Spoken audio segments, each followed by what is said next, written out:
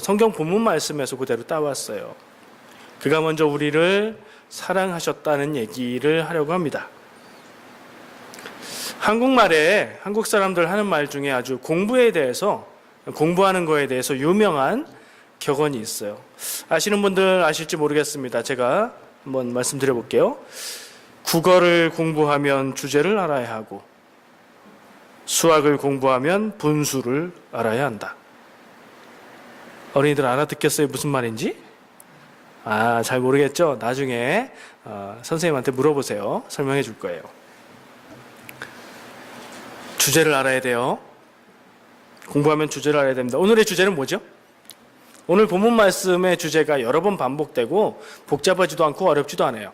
한 단어로 말하면 뭘까요? 두 글자, 사자로 시작해요. 사랑이에요, 사랑. 사랑하라는 얘기예요. 한 문장으로 얘기하면요, 서로 사랑하라, 사랑하라. 조금 더 구체적으로 얘기하면, 성경에 나온 대로 얘기하면 형제를 사랑하라. 자매는요, 남자들만 사랑하라는 얘기인가요? 서운해하지 마시고요, 여성분들. 성경에 쓰여 있는 말은 분명히 남자를 뜻하는 단어만 쓰여 있지만 그 의미는 남녀, 형제 안에 남자, 여자를 다 포함하는 뜻이에요. 그래서 세번역 성경에 보면 이 부분이 형제, 자매를로 번역이 돼 있어요. 성경에 따라서 그런 번역의 차이가 있고 그게 들어있는 의미로 들으시면 됩니다. 오늘 본문 말씀은 딱 3절이에요. 3절, 19절에서 21절까지의 말씀을 아까 우리가 읽었는데 한 번만 더 볼게요. 눈으로 보시면서 제가 읽어드릴게요. 우리가 사랑함은 그가 먼저 우리를 사랑하셨습니다. 누구든지 하나님을 사랑하노라 하고 그 형제를 미워하면 이는 거짓말하는 자니 보는 바 그 형제를 사랑하지 아니하는 자는 보지 못하는 바 하나님을 사랑할 수 없느니라. 우리가 이 계명을 주께 받았나니 하나님을 사랑하는 자는 또한 그 형제를 사랑할지니라. 사랑 얘기가 많이 나와요. 제가 나름대로 말을 좀 바꿔봤어요. 쉽게. 19절, 우리는 서로 사랑해야 된다. 혹은 다르게 생각할 수도 있는데, 왜냐하면 그 문장에 목적어가 없어요. 누구를 사랑해야 된다는 말이 없어요. 그냥 우리는 사랑해야 된다인데, 그래서 하나님을 사랑한다는 뜻으로도 말할 수 있어요. 그러니까 우리는 서로 사랑해야 된다. 혹은 우리는 하나님을 사랑해야 된다. 왜냐하면 하나님이 먼저 나를 사랑하셨기 때문이다. 하나님을 사랑한다고 하면서 형제를 사랑하지 않으면 그것은 말뿐인 거짓이다.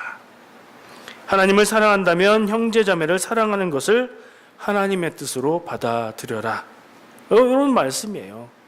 어렵지 않고 단순하고 명쾌하고 강력한 그리고 당연한 말씀입니다.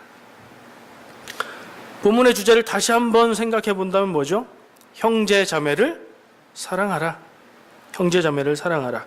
누가 형제자매인지를 생각해 볼 수도 있겠고요. 어떻게 사랑해야 되는지를 생각할 수도 있겠죠.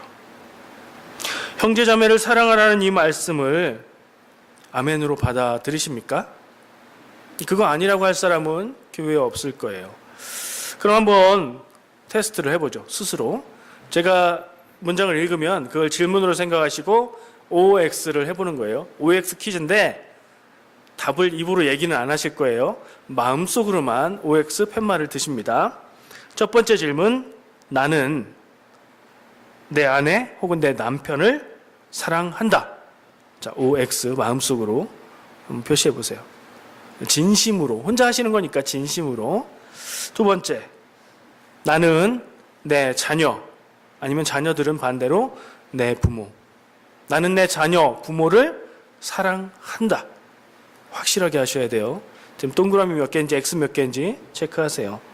세 번째, 나는 내 형제 자매를 사랑한다. 요거는 내 가족 형제 자매를 얘기하는 겁니다. 나는 내 형제 자매를 다 사랑한다. 한 명이라도 빠지면 안 돼요. OX 해보시고요. 나는 내 이웃을 사랑한다. 내 옆집 사람, 우리 동네 사람, 내가 직장에서 만나는 사람들 한번 스스로 질문해 보시고 OX 표시를 해보세요. 마지막 질문입니다. 나는 우리 교회 성도들을 모두 한 명도 예외 없이 사랑한다. OX. X 몇 개 나오셨어요? 이것도 얘기 안 하셔도 돼요. 마음으로만 혼자 묻고 혼자 답해 보세요. 그래야 한다라고 인정하셨어요. 그리고 그래야 한다고 누구라도 얘기할 거예요. 그러나 100% 그렇다라고 대답하기란 쉽지 않을 겁니다. 사랑하라는 얘기인데 이런 말씀을 들을 때마다 어떤 땐 불편할 때가 있어요. 왜요? 내가 누군가는 진정으로 사랑하지 않는 것 같기 때문이고 그게 늘 마음에 걸리고 그를 사랑하려는 노력은 해봤지만 그게 잘 안 되고 포기했다가 이런 말씀 들을 때마다 다시 생각나고 걸려요. 그런 분들이 있을 수도 있어요.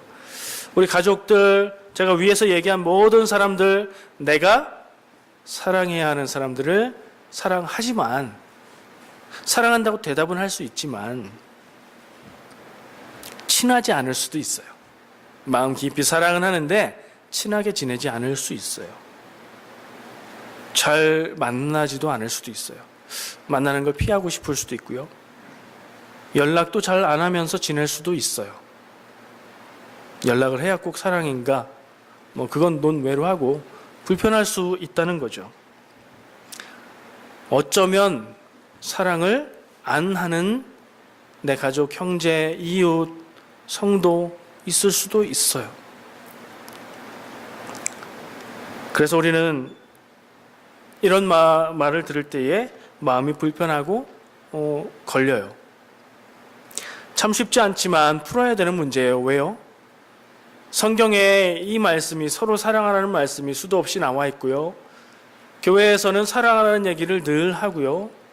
교회에 다니고 신앙을 갖고 있는 한은 서로 사랑하라는 얘기는 들을 수밖에 없는 얘기예요. 이 문제 풀지 않으면 평생 불편해요. 어떻게 할까요? 어떻게 해야 될까요? 베드로가 예수님한테 용서를 몇 번까지 해야 됩니까? 라고 물었죠. 사랑하려는 노력, 사랑이 잘 안 되는 사람, 뭐가 문제인지 모르겠지만 어쨌든 사랑하기가 어려운 사람을 사랑하려는 노력을 언제까지, 얼마나 해야 될까요? 베드로가 몇 번 용서해야 돼요? 라고 물었던 것처럼 한번 그런 질문을 해보는 거예요. 언제까지 그 노력을 해야 될까요?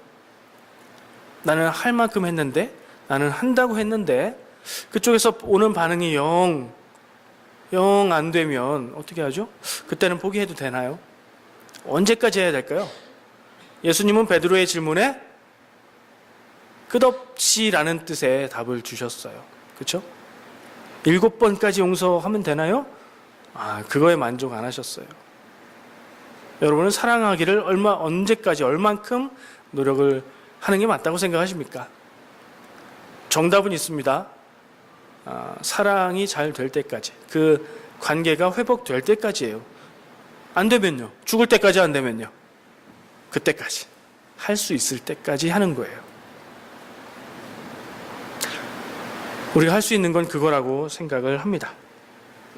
그리고 성도라면 그래야 된다고 생각을 해요.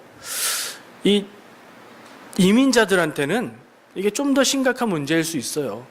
한국에서 살아도 그럴 수 있지만 이민 온 분들 왜 이민 오셨어요? 라고 물어보면 우리 가족 중에, 친척 중에 누구 때문에요? 라고 말은 안 해요. 그리고 그게 전체의 이유는 아닐 수 있어요. 그러나 이민을 결심하게 된 이유 저 끄트머리쯤에 하나 딱 들어가 있을 수 있거든요. 그리고 나와 살다 보면 만나는 게 쉽지 않고 연락하기도 쉽지 않고 그래서 관계가 좀 어려워질 수가 있잖아요. 그러니까 우리는 이 부분을 좀 더 민감하게, 그리고 어떻게 해야 될까 깊이 생각하면서 들어야 된다고 생각을 해요. 태도를 정해야 됩니다. 기독교인 아닌 사람을 할 결정이 아닌 이상해야 계속해서 사랑하라는 얘기를 들으면 어떻게 할까? 태도를 정해야 돼요. 그 사랑하라는 얘기를 무시할 수도 있어요. 귀를 막고 안 들을 수도 있어요. 근데 그렇게 되면 참 기독교인이냐, 하나님의 사랑을 받은 사람이 그럴 수 있느냐라고 물었을 때 할 말이 없어져요. 내가 먼저, 그리고 내가 더, 내가 끝까지 노력하는 쪽으로 태도를 정하는 게 좋다고 생각합니다. 괜히 또 무거운 얘기로 시작을 했습니다. 다들 그냥 묵직해지시는 게 한 명씩은 생각나시는 모양이죠. 그분을 놓고 기도합시다. 가만 보면 이 말씀, 우리가 읽은 본문 말씀에 성경에 나오는 다른 말씀들하고 조금 다른 느낌이 있어요. 성경에 나오는 다른 말씀들은 사랑하라 라고 얘기하면 이것 때문이다 라고 이유, 논리적인 근거를 대면서 이래야 되니까 사랑해야 돼 라고 얘기하는 경우가 별로 없어요. 하나님의 뜻이다, 사랑하라, 이런 식이죠. 근데 오늘 말씀은 논리적인 이유를 대고 있어요. 그 논리가 두 가지예요. 첫 번째는 하나님이 나를 먼저 사랑하셨다, 그러니 사랑해야 된다. 두 번째는 하나님을 사랑한다고 하면서 하나님이 사랑하시는 다른 사람을 사랑하지 않는다면 그건 가짜 사랑이다 라는 얘기로 사랑해야 하는 이유를 이야기하고 있습니다. 어떻게 생각하세요? 받아들여 주십니까? 논리를 대는 것은 설득하는 것이고요. 이게 맞으니까 따르라는 얘기예요. 어떻게 받아들여 주십니까? 내가 하나님의 사랑을 받을 자격은 없습니다. 나의 존재 자체가 하나님이 야 너는 너무 사랑스러워하고 사랑할 만큼 대단하고 귀하거나 고귀하거나 순결하거나 죄가 없거나 너무 기특하거나 그렇지가 않습니다. 우리의 모습이요, 내가 나를 바라볼 때 그렇게 느낍니다. 그러나 하나님의 사랑이 우리의 부족함보다 더 크기 때문에 하나님은 먼저 우리를 사랑하셨습니다. 그리고 그 사랑으로 나를 구원하시기 위해서 내 죄를 해결해 주시기라고 예수님을 구세주로 보내셨습니다. 그 모든 일들이 하나님의 사랑 때문에 있는 일입니다. 그래서 우리가 살 수 있습니다. 그래서 우리가 하나님의 사랑에 힘입어서, 내 사랑으로는 안 되는데 그 하나님의 사랑을 받아서 사랑할 수 있습니다. 하나님에게 사랑받고 죄 용서 받았으니, 가장 큰 것을 거저 받았으니 우리도 이웃들을 향해서 나에게 그리 잘해주지 않아도, 나를 불편하게 하는 구석이 있어도 사랑해야 하는 게 맞습니다. 두 번째 논리로 얘기했던 게 하나님을 사랑한다고 하면서 이웃을 사랑하지 않으면 거짓이다 라는 얘기였어요. 왜 그렇죠? 저는 이 부분에 오늘 집중을 더 해보고 싶어요. 극단적으로 말하면 이웃 사랑하지 않으면서, 형제 자매를 사랑하지 않으면서, 이것은 내 형제 자매 친척들도 포함되는 거고 우리 교회의 성도들 간의 관계도 들어가는 거고 나의 생활의 이웃들까지도 포함되는 거예요. 내 주변에 있는 사람을 사랑하지 않으면서 하나님을 사랑합니다 라고 기도하고 고백하고 나는 하나님을 사랑하는 믿음 있는 사람이야 라고 하면 그 태도가 가짜 사랑이다 라는 거예요. 너무 극단적인가요? 가짜라고 단정하기는 좀 그렇지만, 그러면 다르게 말해 볼게요. 아직 부족한 사랑이다. 더 사랑해야 된다. 하나님 사랑하기를 더하는 것보다 이웃 사랑하기를 더하는 것이 하나님 사랑을 완성하는 것이다 하는 생각을 해보게 됩니다. 우리 삶에서 만날 수 있는 경우를 제가 상상을 해봤어요. 드라마에도 많이 나오는 장면이에요. 사랑 얘기입니다. 우리가 살면서 경험을 했을 수도 있어요. 두 사람이 만나서 사랑을 하고 결혼을 합니다. 문제를 내볼게요. 연애하면서도 싸우고 결혼하면서도 싸우고 결혼하는 과정에서도 나중에도 막 싸우고 그래요. 갈등하기도 하고 그러는데, 다음 세 가지 보기 중에 어떤 때 가장 많이 싸울까요? 1번 연애할 때, 2번 결혼 준비할 때, 3번 결혼 후에. 언제 제일 많이 심각하게 싸울 것 같아요? 각자 생각이 다르실 거예요. 근데 제가 뭐라고 할 것 같아요? 결혼 준비할 때 많이 싸운다고들 하더라고요. 결혼 준비하면서 싸워서 결혼을 포기하는 경우도 많다고 그러더라고요. 참 묘한 일이죠. 서로 사랑하고 사랑이 깊어지고 서로 그 사랑을 확인하고 그래서 평생 사랑하기로 맘먹고 결혼하는데 그거 준비하다가 싸움이 난대요. 그리고 마음이 상해서 그 사랑을 포기하게 된대요. 이상한 일이에요. 그런데 현실에 많이 있는 일이에요. 왜 그런가 생각해 봤어요. 연애하는 거는 누구와 누구의 일이에요? 너와 나의 일이에요. 너와 나가 좋으면 되는 거고 너가 만약에 화가 나고 삐지고 속상한 일이 있으면 내가 너를 풀어주면 되고, 반대면 둘이 해결하면 돼요. 둘 사이의 문제라 복잡하지 않아요. 결혼 후에는요. 결혼 후에는 뭐 여러 사람들이 그래도 관계는 있지만 그래도 둘 사이의 일, 그렇죠? 부부간의 일이에요. 자녀들이 있으면 가족 간의 일이에요. 그리 복잡하지 않아요.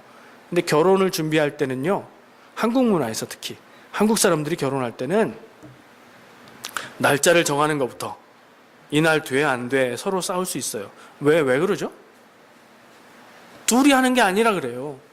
친척들, 가족들, 형제자매들 사정을 다 살펴야 돼요. 예식장 잡는 것, 교회에서 해야 된다, 아니다, 예식장에서 하자. 거기서도 갈등이 일어날 수 있어요. 뭐 수많은 일들이 있잖아요. 예물 준비하는 거, 예단 준비하는 거, 이게 뭔지 알란가 모르겠네요, 애들은. 그런 수많은 일들을 겪으면서 혼수 준비하고 집 준비하고 이러면서 가슴에 지울 수 없는 상처를 주는 말들을 해요, 서로. 왜 그러죠? 내가 너무 힘드니까, 내가 너무 속상하니까 그 말을 해요. 폭탄이 터지는 말을 합니다. 이런 비슷한 말을 할 거예요. 당신 집은 왜 그래? 이해를 할 수가 없어. 정말 이상해. 이런 표현 들은 기억 있으세요? 아니면 해보셨어요?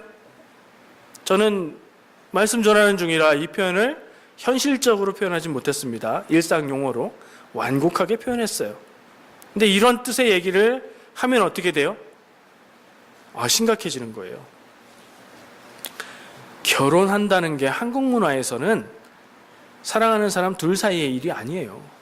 부모님이 관계되는 일이고 형제자매가 관계되는 일이고 친척들까지 끼어들어서 이건 이렇게 해야 돼, 저건 저렇게 해야 돼, 그래요. 그리고 가정이 다르면 그 가정의 문화가 같을 수가 없어요. 이건 반드시 달라요. 꼭 달라요. 다른 두 가정은 문화가 다르게 되어 있어요. 결코 같을 수가 없어요. 그러니까 갈등이 일어날 수밖에 없죠. 결혼을 꿈꾸고 계신 분들이 계시다면 그때가 장벽이 하나 있을 수 있으니 마음의 다짐을 단단히 하셔야 됩니다. 사랑이 그 담을 넘어갈 만큼 충분하지 않다면 못 넘어갈 수도 있단 말이에요. 사랑이 부족하면, 사랑 안 하는 건 아닌데 사랑이 부족하면 그 어려움을 넘어가지 못할 수도 있어요. 비슷한 경우가 또 있어요. 이것도 많은 경우가 있다고들 하는 것 같아요. 이런 말을 합니다. 연애하는 사이에요. 상상해 보세요. 남자가 하는지 여자가 하는지 마음대로 상상해 보세요. 아니, 내가 사랑하는 애인이 있는데 옛날로 돌아가서 나한테 이런 말을 한다고 상상해 보세요. 어떤 기분인지. 자기야, 나는 자기가 참 좋고 편안해. 자기랑만 있으면 너무 좋아. 여기까지 듣기 좋죠. 근데 당신 친구들은 좀 불편해. 당신 친구들하고는 같이 안 만났으면 좋겠어. 이런 얘기 들어보셨어요? 해보셨어요? 이런 일이 있거든요. 많이 있어요. 친구들, 이상한 친구들은 늘 있게 마련이니까 그럴 수 있죠. 어떤 기분이 드셨어요? 내가 사랑하는 애인이 나한테 이런 말을 한다 상상해 봤을 때 기분이 좋으셨어요? 기분이 불편하셨어요? 저도 결혼을 한 사람이에요. 그래서 이런 부분을 고민을 좀 했어요. 왜냐하면 다른 친구들의 문제가 아니라 제가 좀 문제가 있었어요. 제가 좀 내성적이잖아요. 처음 만나는 사람들하고 친하게 잘 못 지내요. 고민을 하다가 나는 내가 사랑하는 사람을 만나서 결혼을 한다면 그 사람의 친구, 그 사람의 부모, 형제, 자매 모두를 다 사랑해야 되는 거다라고 결단했어요. 이거는 개인적인 견해예요. 개인적인 생각이에요. 안 그럴 수도 있어요. 그러나 오늘 본문 말씀에서 얘기한 하나님을 사랑한다고 하면서 형제자매를 사랑하지 않으면 거짓이다 라고 얘기하는 말이 그런 차원에서 이해가 될 수 있을 것 같아요. 내가 너를 사랑해 라고 얘기하면서 난 너는 사랑하는데 네 친구들은 같이 못 만나겠어. 그 친구들 만나지 마 라고 얘기하면 그게 그 사람을 정말 사랑하는 것일까 하는 의문을 갖게 돼요. 왜냐면요, 친구는 그 사람이 아니에요. 그래서 친구들을 우리의 관계에서 떨어뜨려 놓을 수 있어요. 근데 그 사람은 왜 그 친구를 만나고 그 친구를 왜 좋아할까요? 이유가 있어요. 그 사람 안에 그 친구가 들어있어요. 이 사람은 내가 사랑하면 패키지로 따라오는 다른 많은 사람들을 거느리고 있는 거예요. 내가 사랑하는 사람이 있어요. 이 사람을 사랑합니다. 그 사람만 사랑하는 게 아니에요. 그가 있게 했던 부모들, 그가 지금의 성격, 지금의 생각, 지금의 모습으로 자라나게 했던 그 경험들, 그 사람에게 영향을 줬던 친척들, 지금의 그 사람이 친하고 비밀 이야기까지 나누고 있는 그 친구들 다 딸려오는 거예요. 그런 비슷한 생각으로, 그건 그 친구에 대한 생각은 제 생각이지만 그 생각으로 오늘 본문 말씀을 이해해 보려고요. 하나님을 사랑한다고는 하는데, 하나님 사랑한다고 하면서 이웃사랑, 형제자매 사랑 안 하는 게 왜 문제일까요? 나는 하나님을 사랑합니다. 진심으로 사랑합니다. 너무 사랑합니다. 라고 하는데, 하나님이 사랑하시는 사람들, 하나님이 얼만큼이요? 자기 독생자를 죽게 내어줄 만큼 나만큼 사랑하는 다른 사람들을 내가 사랑하지 않으면 나만 사랑받겠다는 얘기잖아요. 나에게만 좋은 하나님을 원한다는 얘기잖아요. 그건 온전한 사랑이 아니라는 거죠. 내가 하나님을 진심으로 사랑한다면 하나님이 나만큼 사랑한 다른 사람들도 사랑해야 맞다는 거예요.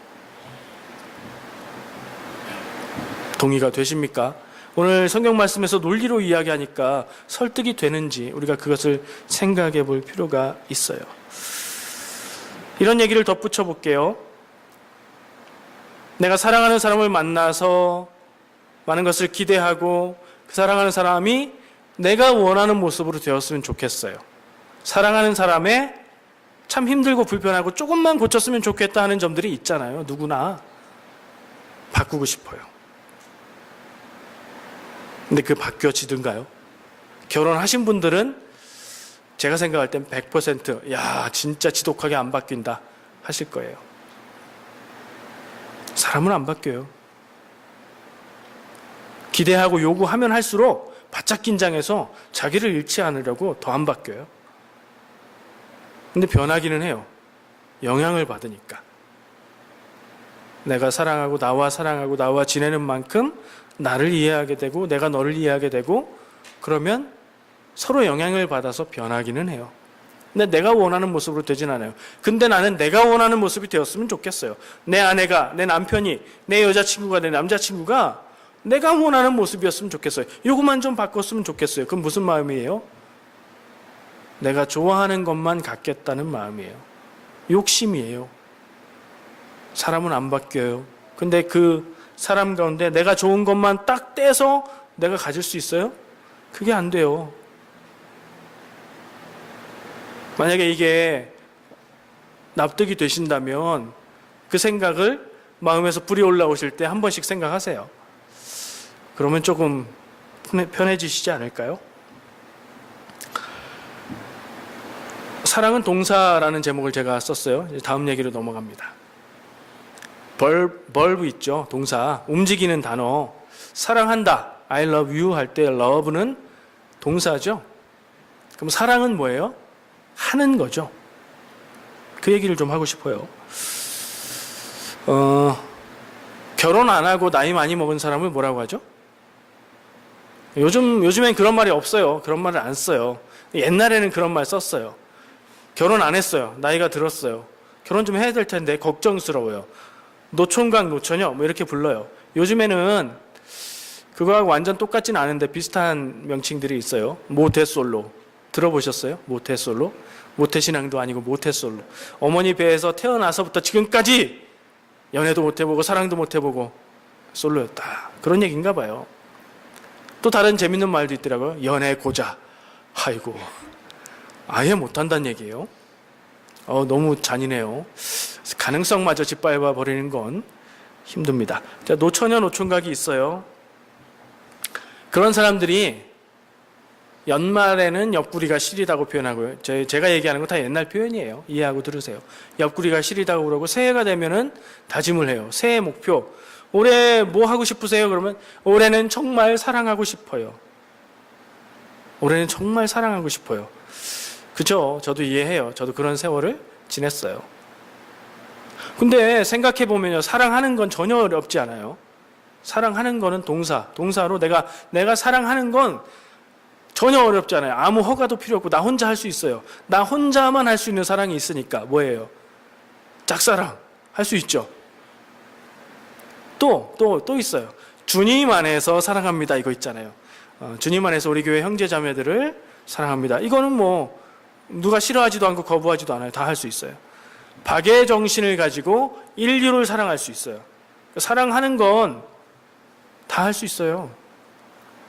사랑하고 싶다라고 얘기하는 건 진심은 뭐예요? 내가 사랑을 하고 싶다는 얘기가 아니라 사랑받고 싶다는 얘기 같아요. 나를 사랑해주는 사람을 만나고 싶다라는 얘기 같아요. 근데 사랑은 동사라고 그랬죠. 뭐 이게 문법적으로 정확한 얘기는 아니에요. 제 생각이에요. 사랑은 동사예요. 사랑은 하는 거예요. 사랑은 받는 게 아니고. 받는 건 하는 게 아니잖아요. 사랑받는 건 뭐예요? 그냥 문법 용어로 얘기하면 제 생각엔 형용사예요. 형용사. 사랑받고 있는 상태를 표현하는 형용사. 사랑하는 건 동사일 수밖에 없는 거예요. 무슨 얘기를 하려고 하는 것 같아요? 사랑받기를 원하라는 얘기예요? 사랑하려고 노력하라는 얘기예요? 사랑하라는 얘기예요. 성경에 사랑하라는 말이 어떻게 나와 있죠? 사랑받기 위해서 예쁘고 똑똑하고 사랑스러운 사람이 되라. 이렇게 얘기하나요? 아니요. 성경 어디에도 사랑에 대해서 이야기할 때 사랑받는 사람이 되라고 하지 않아요. 사랑하라. 서로 사랑하라. 라고 얘기하죠. 사랑은 하는 거다. 내가 사랑하는 거다. 사랑은 받는 게 아니라 사랑은 하는 거다. 라고 강조하고 싶어요.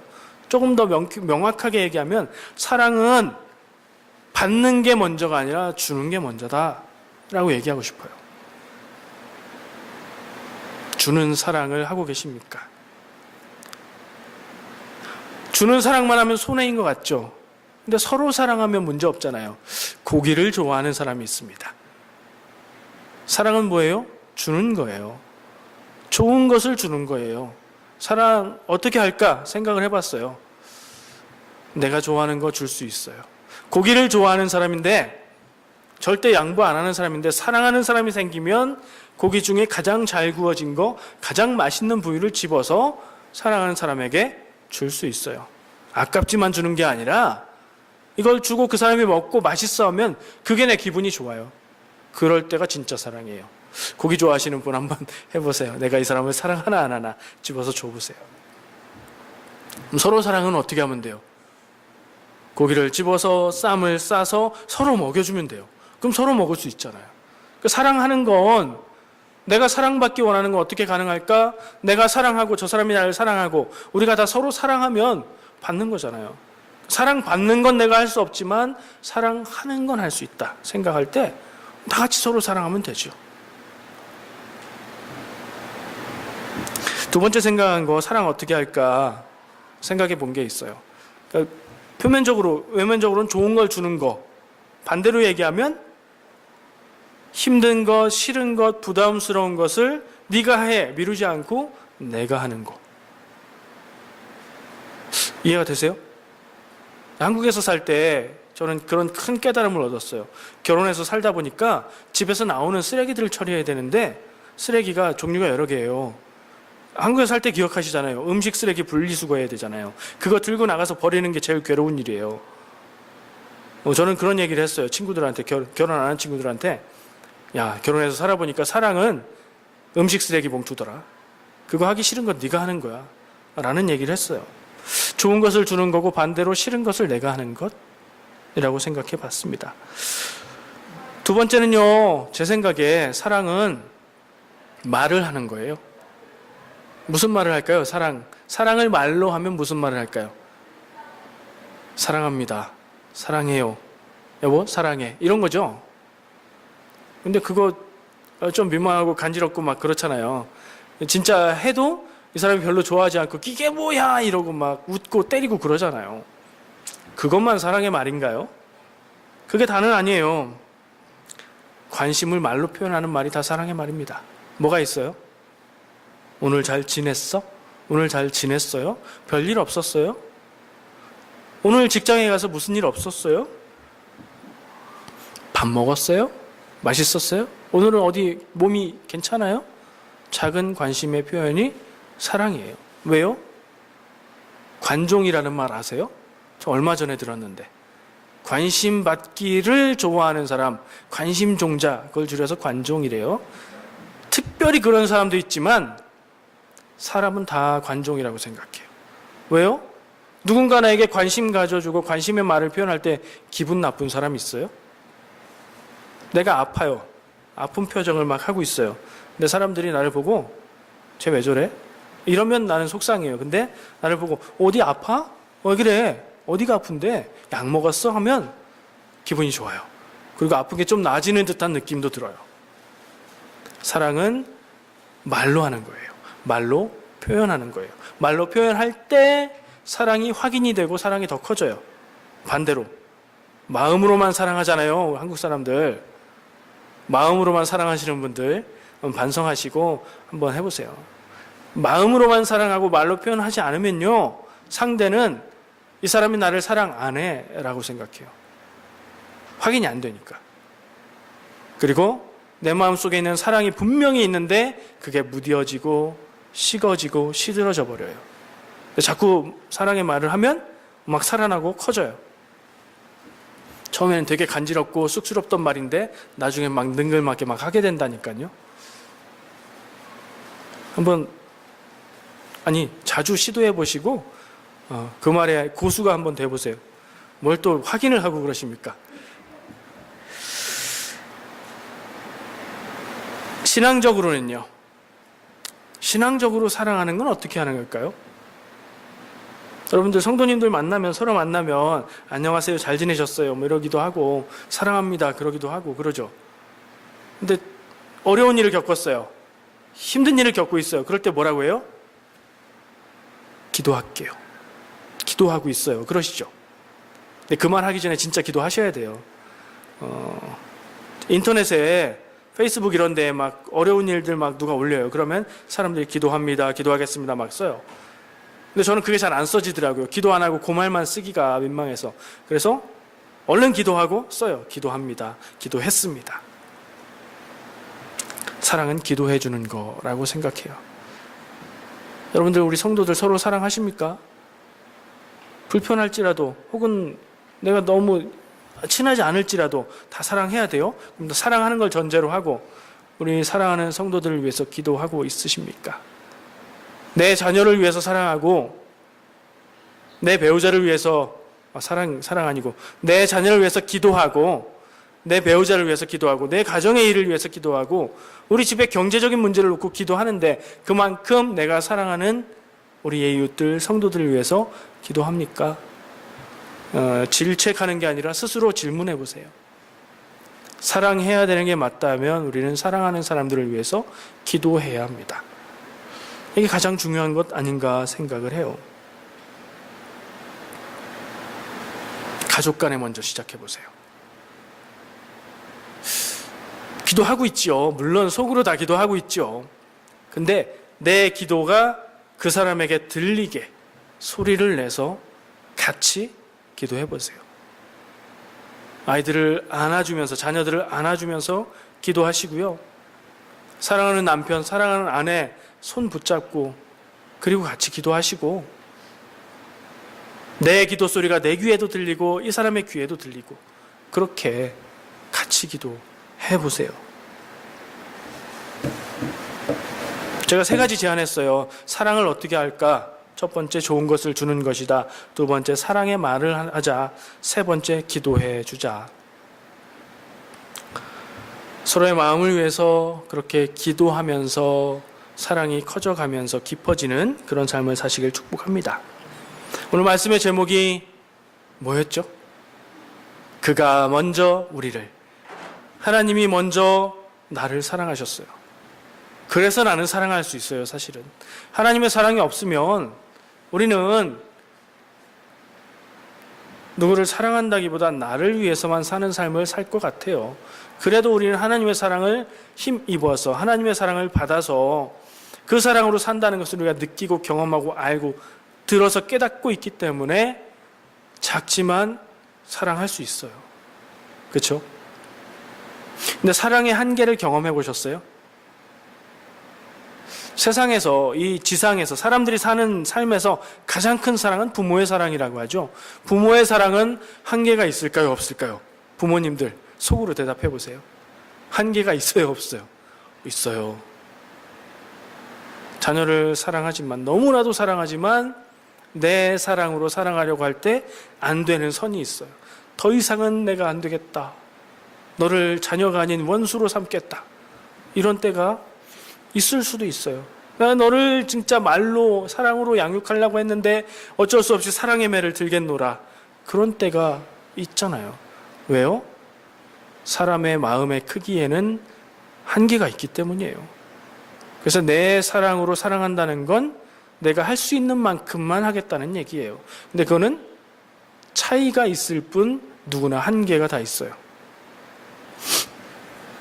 하나님의 사랑에는 한계가 없습니다. 하나님의 사랑은 세상 그 어떤 사랑보다 큽니다. 그리고 이 세상 어떤 죄보다도 하나님의 사랑은 큽니다. 그래서 하나님은 모든 죄를 다 용서하시고 모든 이들을 다 사랑하십니다. 그 사랑으로 나를 사랑하셨습니다. 해가 낮에 밝게 빛나죠. 저렇게 뜨겁게 세상을 비춥니다. 해는 자기가 빛을 내요. 밤에 은은하게 세상을 비추는 달이 있죠. 달은 자기가 빛을 내는 게 아니에요. 빛나는 달이 아니라 해의 빛을 받아서 반사하는 거예요. 우리는 그 달과 같아요. 우리의 사랑은 그 달과 같아요. 한계가 있고 내 안에서 끝없이 샘솟듯 사랑이 나오지 않아요. 나는 사랑을 충전받아서 그 사랑으로 사랑할 수 있는 데까지만 할 수 있어요.